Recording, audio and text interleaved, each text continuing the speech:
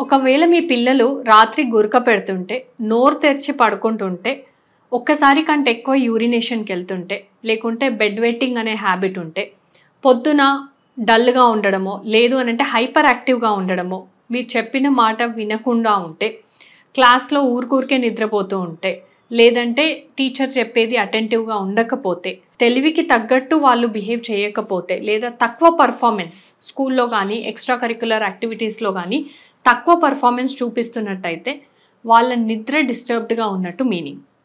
7 గంటలు, 8 గంటలు పడుకున్నప్పటికీ కూడా వాళ్ళకి ఆ గురక వల్ల, ఆ నోరు తెరిచి నిద్రపోవడం వల్ల స్లీప్ యాప్నియా అనే సమస్య ఉండే అవకాశాలెక్కువ. ఇది ఉన్నప్పుడు జనరల్లీ ఇలాంటి సింప్టమ్స్ అనేది చూస్తుంటాం.